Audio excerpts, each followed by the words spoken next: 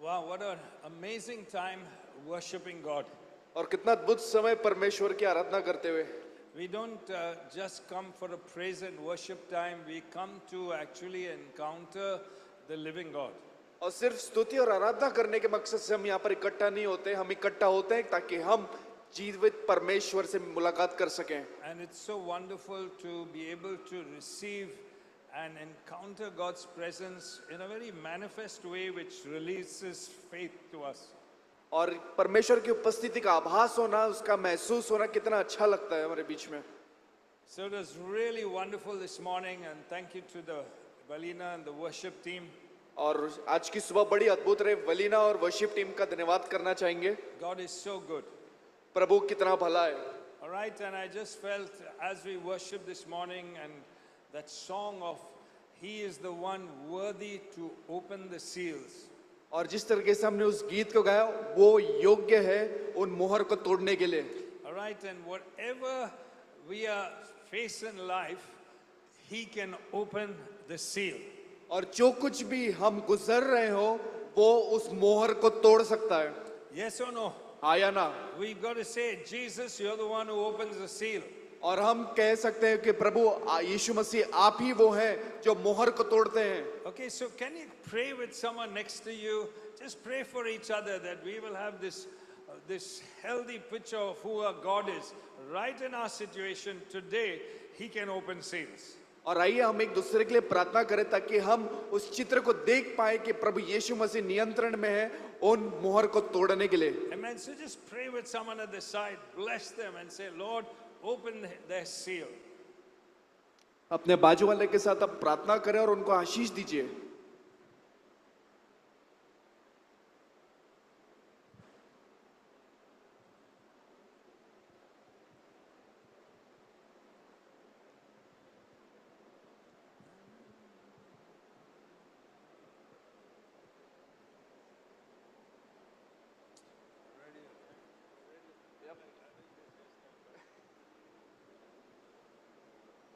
Okay, let's come to God's word. Father, we thank you for who you are. We thank you, we live by the word of God.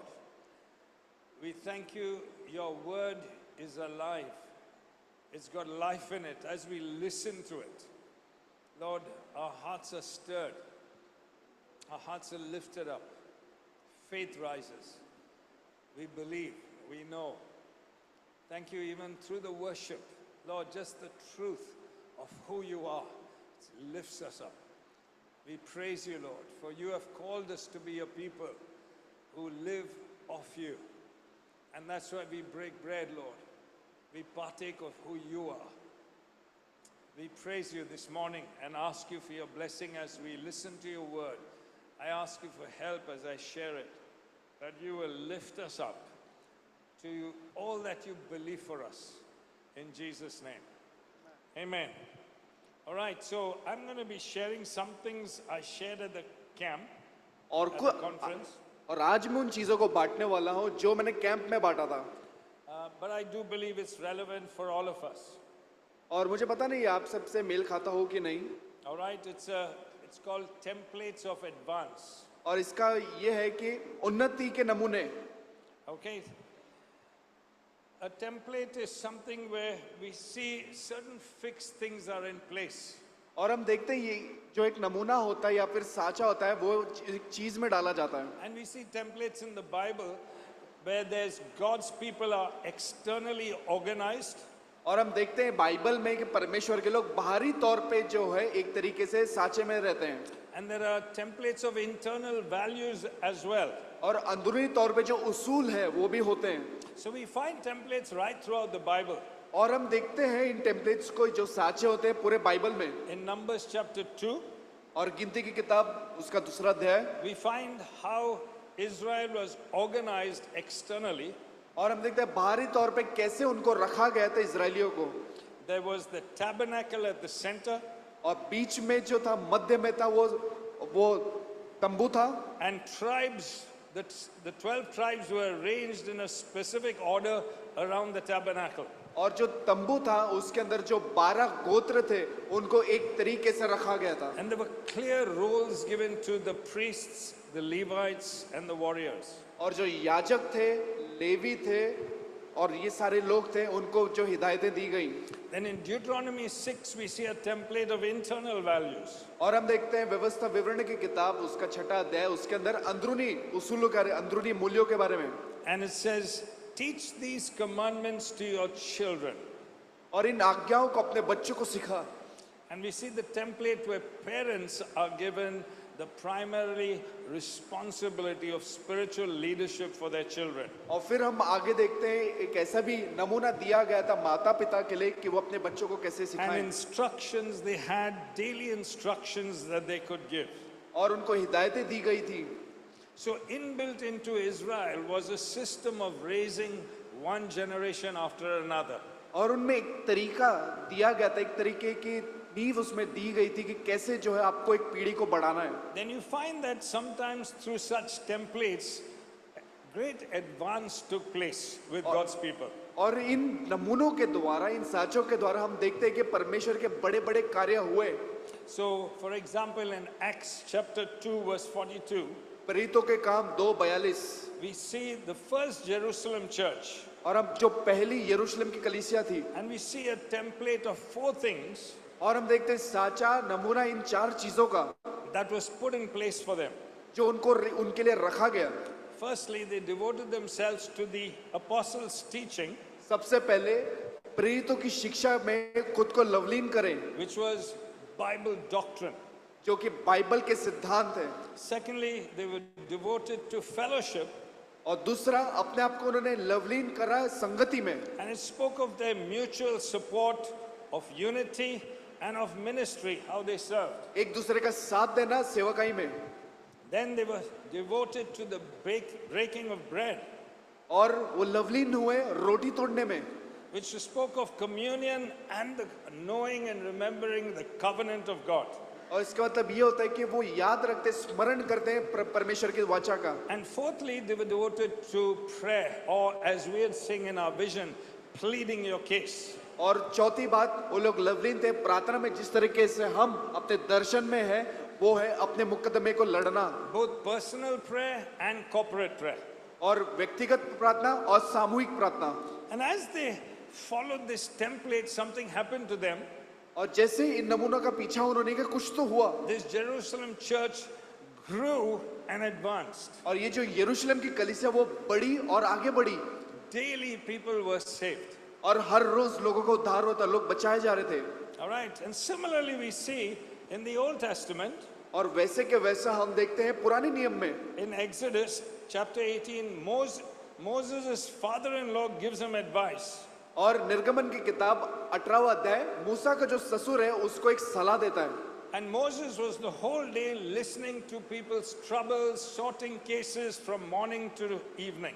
और मूसा जो है सुबह से लेकर शाम तक लोगों की जो तकरार था वो सब सारी बातों को सुनता था And his father said, this is not going to help you or help them. और उसके पिता ने उससे कहा ना ये तेरी मदद करने वाला है ना उनकी मदद करने And वाला he है showed him a pattern or a template. He says, set apart leaders of 10, leaders of 50, leaders of 100, leaders of 1,000. और उसको उसने ये बताया कि तुम 10 के अगुओं को खड़ा करो 50 के जो अगुए हैं उनको खड़ा करो और ऐसे अगुओं को खड़ा करो जो 100 की निगरानी करो ऐसे अगुओं को खड़ा करो जो 500 की निगरानी करें And he says, select capable men. और उनको जो उन्होंने ये कहा कि सक्षम पुरुष को चुन That's the outward side, the ability to lead. जिन जो बाहरी तौर पे जिनमें क्षमता है कि वो अगुवाई कर सके But the internal values, he said, men who fear God, men who are trustworthy, and who hate dishonest gain.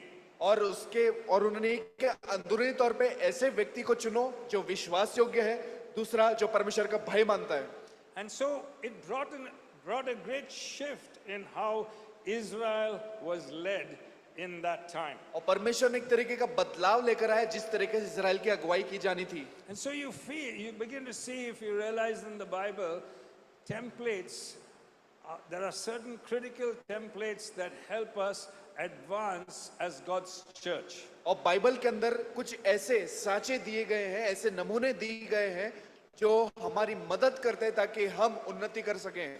And the apostle Paul, his aim as an apostle और जैसे प्रेरित पौलुस जो उनका जो जिस तरीके से वो प्रेरित थे, was always, how do we take the name of Jesus into other nations? उनका ये कार्य हुआ करता था कि कैसे प्रभु यीशु मसीह का नाम आगे और कैसे लेकर जाएं, How do we get into new frontiers और कैसे और क्षेत्रों में जाया जा सके, or to regions beyond? और कैसे क्षेत्रों के पार जा सके.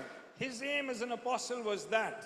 और उसका जो लक्ष्य जो प्रेरित होने के तौर पे था वो ये था. And as we read the book of Acts, you discover he had a template. और जिस तरीके से हम प्रेरितों की किताब को पढ़ते हैं, हम देखते हैं कि उसके पास भी एक नमूना था जिसको वो देख सके. He kept moving around and establishing and planting churches. वो आगे बढ़ता गया और कलीसियाओं को स्थापित और बोता चला गया. But he did not only plant churches. और सिर्फ उसने कलीसिया को नहीं बोया, Alongside, he did something very important. और साथ ही साथ उसने कुछ जरूरी किया. He realized he needed to raise strong churches that will influence regions. और उसने ये सोचा कि उसे मजबूत ताकतवर कलीसिया का निर्माण करना है ताकि वो दूसरे जगहों पे भी प्रभाव डाले. But for that, quality leaders were necessary. और इसी चीज के लिए अगुवों की जरूरत थी. And so he gave a template to show how strong churches can be established to move into regions. और इसीलिए उसने एक नमूना पेश किया कि कैसे एक सामर्थ्यशील ताकतवर कलीसिया को खड़ा किया जा सके. And he gave a leadership template. और उसने अगुवाई का साचा अथवा नमूना पेश किया All right, so it would help advance into the nations. ताकि वो मदद कर सके संसार में आगे बढ़ने के लिए.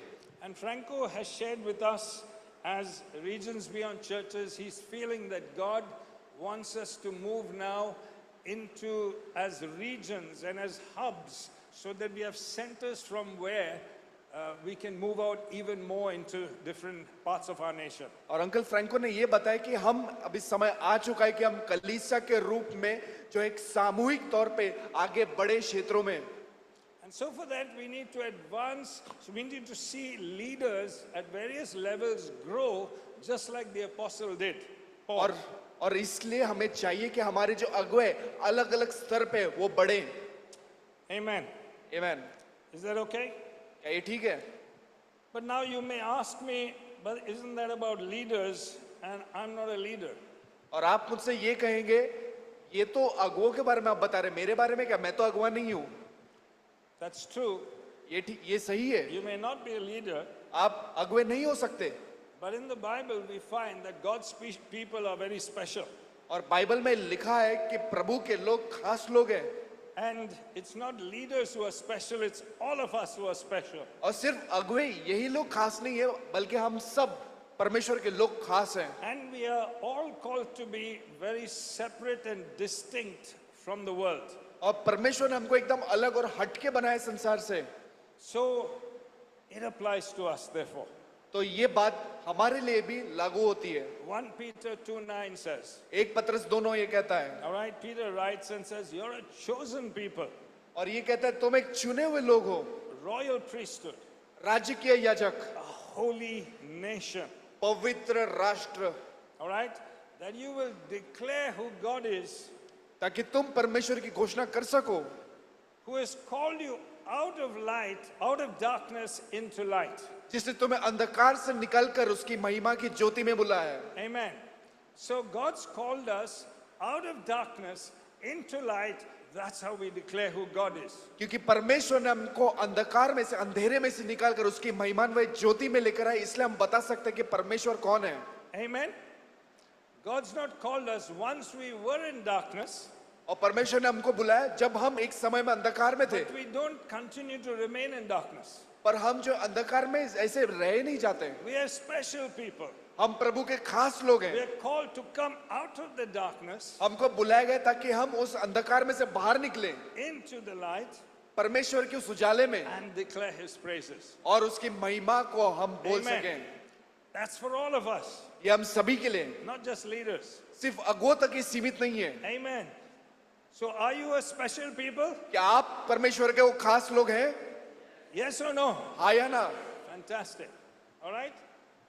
Exodus निर्गमन in the Old Testament says, और पुराने नियम में ये कहता है, if you obey me fully and keep my covenant, अगर तुम मेरी बात का मान रखते हो और मेरे जो वाचा का मान करते हो, then from all nations you will be my treasured possession. सारे राष्ट्र भर में से तुम मेरे खास लोग होगे। And so I want to suggest this morning, though I'm speaking leadership, but it's for all of us. और आप सभी को एक सलाह दे रहा हूं मैं कि ये जो है अगुवाई का संदेश है, And so पर what- ये हम सभी के ऊपर लागू होता So है। here's the template. 2 Timothy chapter 2 verse 2. और 2 तिमुथियुस उसका दूसरा अध्याय दूसरा वचन, Let's listen up closely what Paul was doing to advance. He said, he's talking this to Timothy. और ये जो है वो तिमुथियुस से वो बात कर रहा है And he says this, और वो ये कहता है, and the things you have heard me say in the presence of many witnesses entrust to reliable people who will also be qualified to teach others. और पौलुस यहाँ पर कहता है 2 तिमुथियुस उसका दूसरा अध्याय और दूसरे वचन में, तुम्हें अनेक शिक्षकों ने सामने मुझसे जो शिक्षा मिली उसे तुमने विश्वासयोग्य व्यक्तियों को सौंप दो, वह जो स्वयं दूसरों को शिक्षा देने योग्य हो। We've got to keep this in mind. Paul wants the name of Jesus proclaimed in all the earth. और वो ये कह रहा है कि प्रभु यीशु मसीह के नाम को अपने तक सीमित मत रखो, पर उसकी घोषणा करो। So he's giving some very a very firm template on how we can go out there. और वहां पर वो जो एकदम सिद्ध नमूना और साचा पेश कर रहा है हमारे लिए। So he says, Timothy, और वो कहते हैं, Timothy, there are things I've taught that you've heard. मैंने जो चीजें सिखाई हैं वो तुमने सुनी है। You've heard it in many settings, when it's leadership settings, in churches, as we've traveled, you've heard it.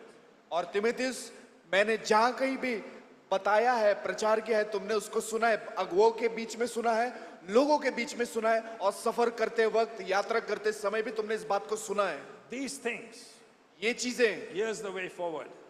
ये जो आगे लेके जाएंगे, Entrust to reliable people और ये विश्वासु लोगों के साथ बंधा हुआ है, who will also then be qualified that they can pass it on to others. फिर वो आगे योग्य होंगे जो इस बात को आगे लेकर जाएंगे। And so inside here you find there are 4 levels of leadership, or 4 generations of leadership. और हम देखते हैं 4 स्तर होते हैं अगुवाई के।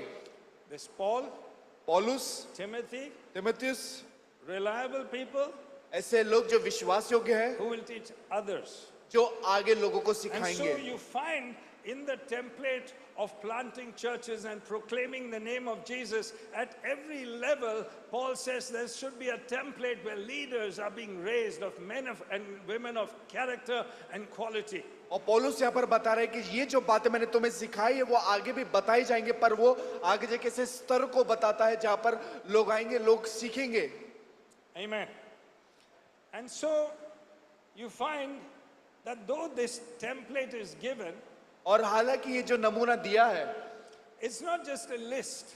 और ये सिर्फ सूची नहीं है, It is things that Paul has believed and lived out in his own life. और ये वो बातें जो पौलुस ने विश्वास किया है और उसको अपने जीवन में जिया है।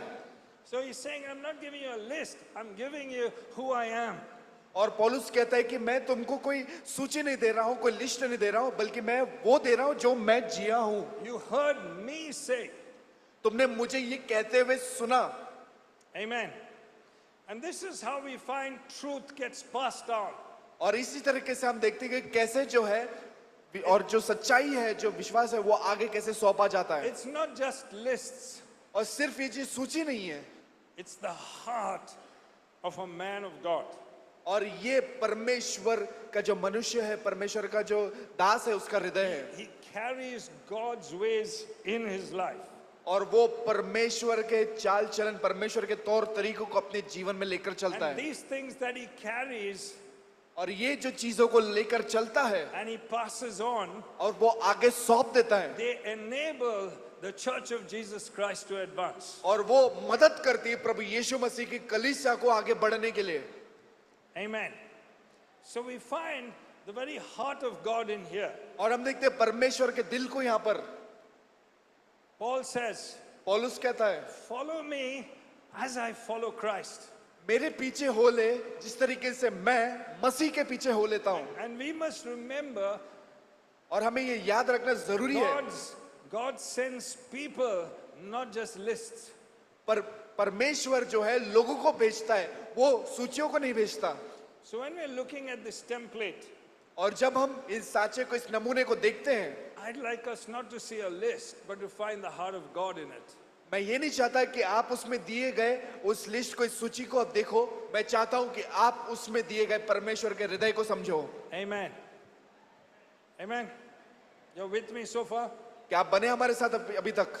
Okay. So let's take the template as we open this verse that Paul speaks. और आइए इस साचे को ले ले जैसे हम आगे के वचन को खोलते हैं। And he says, Timothy, the things you have heard me say.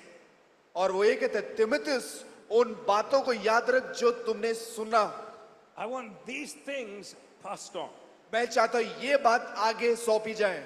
That means he's looking, उसका मतलब ये है कि वो देख रहा है that he wants Timothy and every leader और to वो have a strong belief. That means Paul as an apostle wants us, the Galatian churches, to understand something. They must know what the gospel is. और मतलब इसका मतलब ये है कि पौलुस चाहता था कि गलतियों की जो कलीसिया इस बात को जाने, उस सुसमाचार क्या है। Because people preach many gospels. क्योंकि लोग जो है अलग अलग सुसमाचार का प्रचार करते हैं। Paul is saying, if anyone preaches a gospel other than what I have preached, even if it's an angel from heaven, let him stand condemned. और पौलुस उससे ये कहता है जो सुसमाचार जो मैंने सुना है, उसके अलावा अगर ऊपर से फरिश्ता भी आके, स्वर्गदूत भी आकर सुना दे, तो उसकी मत सुनना, वो परमेश्वर के कटघरे में दोषी खड़ा होगा। So firstly, he's very particular, very specific about the gospel that he preaches. और वो खास तौर पे बड़ा सरल तौर पे और सटीक तौर पे ये कह रहा है उसके सुसमाचार के बारे में। And then very specific what his men understand about the gospel. और खास तौर पे ये भी बता रहा है कि उसके जो पुरुष है, उसके जो लोग हैं, वो क्या समझते हैं सुसमाचार के बारे में। He's very specific about the Galatian church. What does the Galatian church understand about the gospel? और वो बड़ा साफ है, सटीक है, और वो ये समझता है कि गलतियों की जो कलीसिया है वो क्या समझती है सुसमाचार के बारे में। Amen. आमीन। So ask your neighbor, अपने बाजू वाले से पूछिए, which is the gospel you preach? कौन सा सुसमाचार का प्रचार तुम करते हो? Come on, ask your neighbor, which gospel do you know? कौन से सुसमाचार तुम जानते हो? Okay, let's move on. Let's move on. This is important. This is important. Okay, 2 Timothy chapter 2 verse 15. 2 तिमुथियुस दूसरा अध्याय 15वां वचन। Are you listening still? सुन रहे हैं आप अभी? Everyone listening? सब लोग सुन रहे हैं? Okay.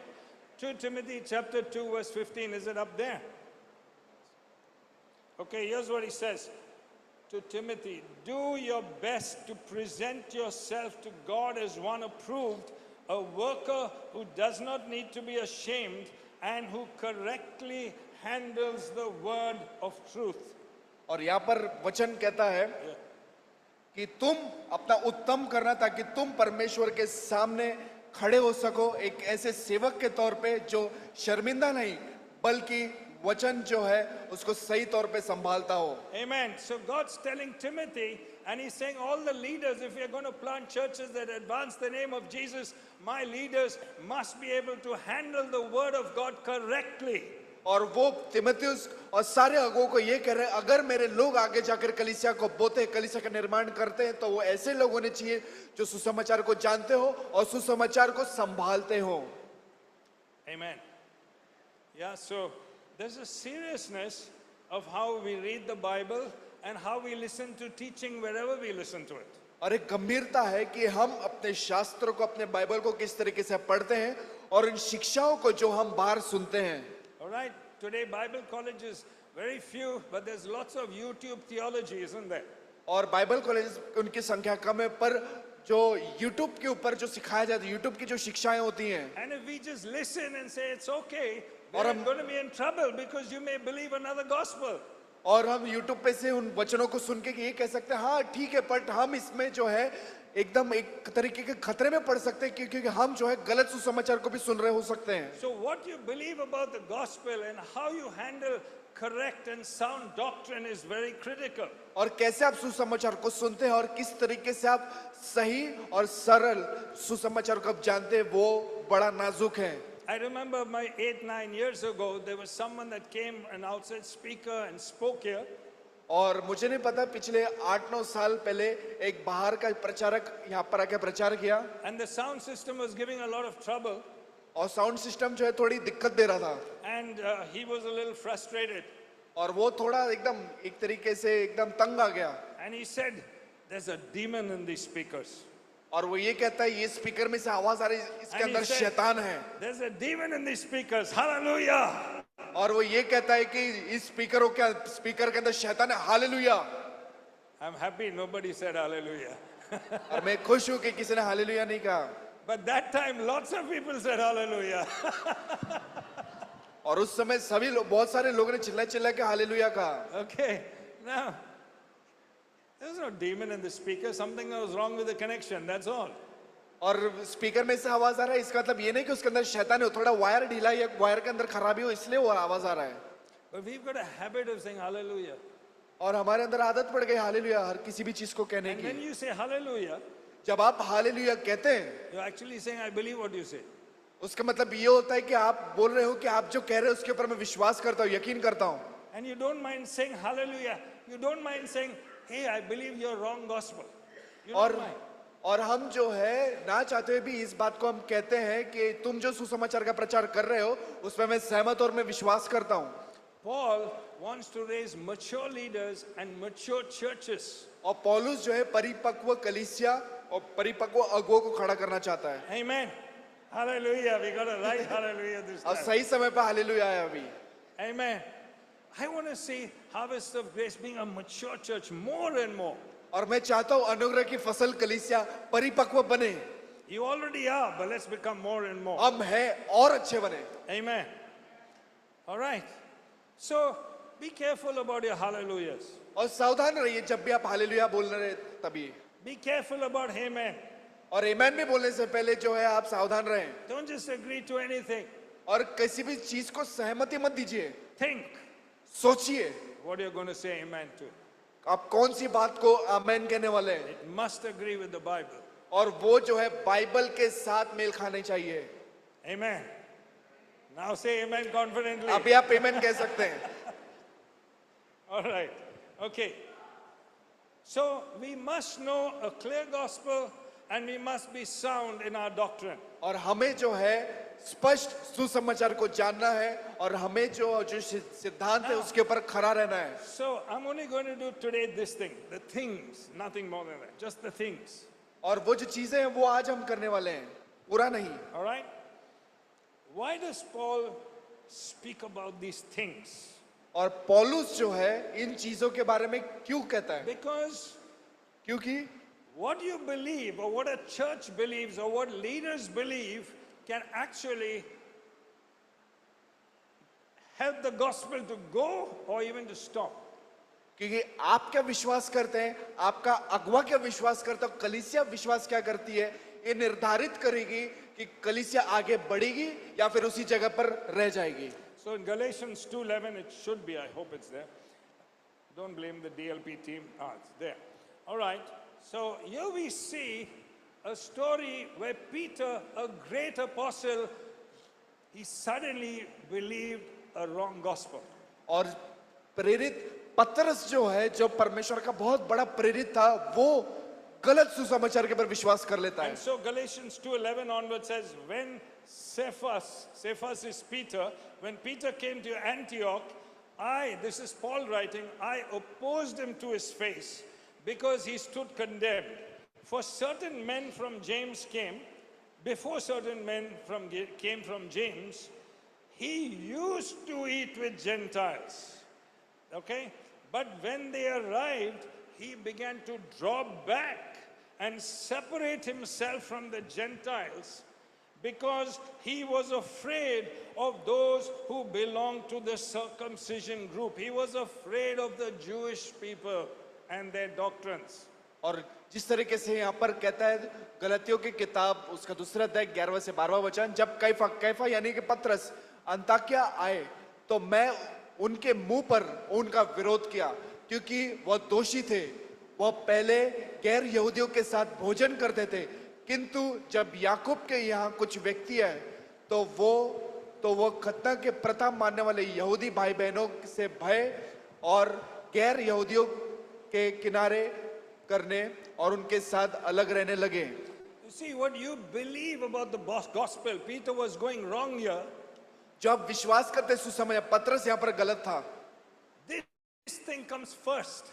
ये बातें पहले आती है, Your understanding of the gospel. आपका सुसमाचार के प्रति आपकी समझ। Now Peter stopped eating with the Gentiles. और जो अन्य जाति के लोग हैं उनके साथ पतरस ने खाना खाना बंद कर दिया। The gospel had to go to the Gentiles. सुसमाचार अन्य जातियों के पास भी जाना था। And Peter, और पतरस an apostle और प्रभु यीशु मसीह का प्रेरित who believes in Jesus, जो यीशु में विश्वास करता था, believes in the gospel, जो सुसमाचार पे यकीन was करता था, now suddenly believing something wrong.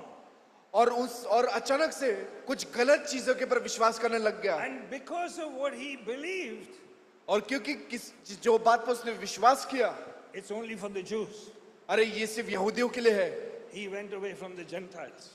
और वो जो है अन्य जाति के लोगों से अलग हो गया। And his belief was stopping the gospel from going forward. और उसका जो विश्वास था वो सुसमाचार को आगे फैलने से रोक रहा था। And not just that, और सिर्फ यही नहीं, he was an example to others वो दूसरों के लिए उदाहरण भी है who also began to follow him.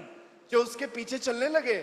And the church और कलीसिया was being stopped from taking the gospel to the Gentiles because of what Peter was doing. और रुक गई परमेश्वर के सुसमाचार को आगे लेके जाने से, क्योंकि पतरस ने उन बातों पे विश्वास किया। And Paul understood the gospel clearly. That's why it says in the scripture, he opposed Peter to his face. और इसलिए क्योंकि पौलुस संपूर्ण सुसमाचार को जानता था, इसलिए पर वचन में लिखा है उसने उसके मुंह पे उसका विरोध किया। It was Paul who protected the gospel and the church. That's why the gospel advanced. क्योंकि पौलुस सुसमाचार और कलीसिया की देखरेख, निगरानी और रखवाली करता था, इसलिए परमेश्वर का सुसमाचार आगे बढ़ा। And then later Peter got back in track. और उसके बाद पतरस जो है वापस से उसकी जो ट्रेन जो है पटरी पर आ जाती है। Amen.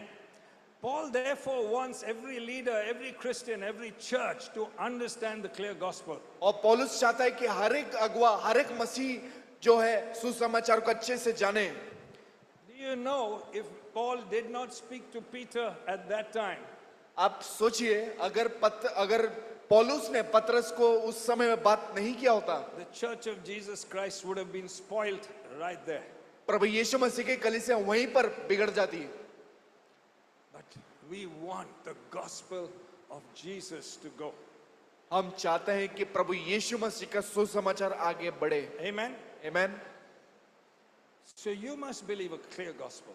और आप जो है जो सरल सुसमाचार है, स्पष्ट सुसमाचार, उसके ऊपर आप यकीन करें। I'm closing with this. It's a few things. What beliefs of ours can actually hinder the gospel from going forward?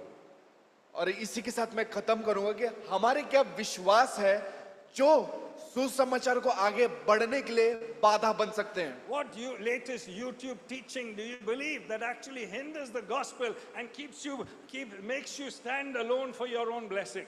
और YouTube पे आपने क्या देखा जिसने आपको बांध के रख दिया है उस सुसमाचार से? So I want to give a few, आपको कुछ बताना which चाहेंगे I want you to think about. और आप क्या सोचते हैं इस बारे में? Okay. Today, many Christians get lost with when is Jesus coming back again? और बहुत सारे मसीही लोग जो इस चीज में बह जाते हैं कि प्रभु यीशु मसीह कब आ रहे हैं। And so, churches, groups of people are Christians are preoccupied with the end time date. और मसीह लोग कलीसिया इस बात को लेकर बैठी पड़ी है कि वो अंत के दिन का तारीख क्या है. And so they're trying to decode prophetic signs to want people prepare. और वो जो बैठे हैं भविष्यवाणी का कुछ चीज निकाल रहे हैं, उन चीजों से तरकीब ढूंढ रहे हैं कि उस तारीख का पता चल जाए कि दुनिया का अंत कब होगा. Now what happens as a result? और इस नतीजा क्या होता है? You gospel. आप सिर्फ घड़ी देखते हुए इंतजार करते हैं, इसके बजाय आपको बाहर जाकर के जो है काम करना था. So what we believe can hinder the gospel. और जो आप चीज पे विश्वास करते हैं वो सुसमाचार के लिए बाधा बन सकता है. Amen. God wants us to be a people who do great works और परमेश्वर चाहता है कि उसके लोग बड़े काम करें and who earn our approval from him through those great works. Amen. और उससे वो पुरस्कार पाए उन महान कामों के लिए. Amen. Amen. You just said amen to something you should not say amen to. आपने आमेन उस चीज के लिए कहा जिसके लिए आपका आमेन नहीं कहना है. Okay, I just said something. मैंने ये कहा God wants great works. Amen. परमेश्वर को बड़े काम चाहिए. आमेन. God wants you to earn your approval through those works. और परमेश्वर चाहता है कि आप अपनी उपलब्धि को हासिल करें उन कामों के द्वारा. No amen there. वहां पर आमेन नहीं. No amen. नहीं वहां पर Okay? आमेन. God approves us first परमेश्वर हमें जो है आगे काबिल करता है उस चीज के through लिए Jesus alone. सिर्फ मसीह यीशु द्वारा. Now say amen. अभी आमेन कहे. All right. See, देखो legalism, ये जो कानून है trying to earn acceptance from God, कि आप जो है एक उपलब्धि को हासिल करें परमेश्वर से, trying to earn God's favor परमेश्वर की कृपा को कमाना through our works हमारे काम के जरिए, is a false gospel. ये झूठा सुसमाचार है. God wants works, but he wants to tell you first, I have chosen you and I love you. Now do the works. और परमेश्वर आपके काम को चाहता है, हाँ, पर वो ये कहता है मैंने तुम्हें चुना है, अब काम करो. Okay? Don't try and get my love by doing works. That's not the gospel. और आप उसे कमाने की कोशिश मत करिए, आप काम करिए. Number 3, तीसरी बात, the prosperity gospel or bless me Christianity. और समृद्धि वाला सुसमाचार, मुझे सिर्फ आशीष वाला सुसमाचार. When we believe something like this, अगर आप इसमें विश्वास करते हैं, okay, we find that I am the gospel. It's all about me. सुसमाचार मेरे बारे में, सब कुछ मेरे लिए है. God's main purpose is me. और परमेश्वर का जो मकसद है वो मेरा ही है. He will bless me with health, wealth and comfort. और मुझे सुख, शांति, धन, दौलत, संपत्ति से मुझे भर दे. And so you've got churches where it's focused only on people getting blessed. और ऐसी कलीसिया फिर बनती है जहां पर लोग खुद ही के ऊपर ध्यान केंद्रित करते कि मुझे ही सिर्फ आशीष मिले. And the result is a consumer-minded Christian.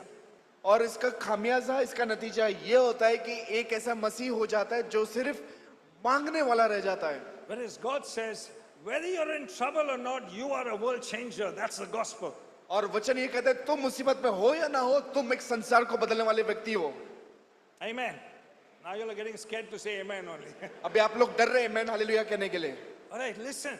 सुनिए, Even if our problem is not sorted, अगर भले से ही आपकी जो परेशानी है उसका हल नहीं मिला, you're a world changer. आप फिर भी संसार को बदलने वाले लोग हैं. You don't have to wait for your problem to be sorted. आपको इंतजार करने की जरूरत नहीं कि आपकी जो परेशानी है वो हल होगी. Believe this gospel. इस सुसमाचार के ऊपर विश्वास करें. Now say amen. अब आमेन कहें. Wonderful. Okay, number 4, चौथी बात, Christian nationalism. Christian nationalism और मसीह राष्ट्रता, or being concerned with politics. और इसका जो रिश्ता है वो राजनीति से है. And here's a whole section of Christians will believe that God's kingdom can come if our whole nation becomes Christian. और लोग ये सोचते हैं कि परमेश्वर का राज्य तब आएगा जब मेरा पूरा देश जो है मसीह क्रिस्ती देश बनेगा. Through political power. और राजनीतिक ताकत से. Listen, when we believe that, we put all our resources into trying to make something like that happen. और अगर हम इस चीज पे विश्वास करता है हम अपने संसाधन डाल देते हैं इन चीजों में And we got to realize और इस बात को जानना जरूरी है that the early church flourished in a pagan empire without trying to seize political control. और परमेश्वर की कलीसिया फली फूली उस वातावरण में शुरुआती कलीसिया जहां वहां पर विश्वास करने वाले लोग नहीं थे Amen. Jesus said, यीशु ने कहा give to Caesar what's his, कैसर को वो दे जो कैसर का है but give to God what's God's. और जो परमेश्वर का है वो परमेश्वर को दो Otherwise, the world is not going to be changed by political power. The world will be changed as the church preaches the gospel one by one and people get saved one by one. और कलीसिया परमेश्वर का राज्य तब नहीं आएगा कोई जब एक राजनेता आएगा या फिर राजनीति ताकत से नहीं पूरा होगा बल्कि उस कलीसिया के द्वारा होगा जो आगे बढ़ेगी Okay, I'm closing here. और यहाँ पर मैं खत्म करूंगा But here are some thoughts. और यहाँ पर कुछ बातें हैं All ways, all religions lead to God. That's another question. और यहाँ पर सारे जो कहावतें सारे धर्म जो है उसी एक परमात्मा के पास लेकर आते हैं ऐसे लोग कहते हैं If we believe that, we'll never preach the gospel because all ways lead to God. अगर आप इन बातों पे यकीन करते हैं कि सारी धर्म जो है सारी बातें जो एक परमात्मा एक ही परमेश्वर के पास लेकर आती है तो वो आप कभी भी सुसमाचार का प्रचार नहीं कर पाएंगे Amen. आमीन I want you to think. और मैं चाहता हूँ इस बात का आप सोचें What are things that you believe which actually hinder you preaching the gospel, but your whole time and energy goes in there? कौन सी बात है जिसके ऊपर आपने विश्वास किया है जो परमेश्वर के सुसमाचार को बढ़ने से रोक रही है Paul says, पौलुस कहता है what things do you believe? को किन बातों में तुम विश्वास करते हो Amen. आमीन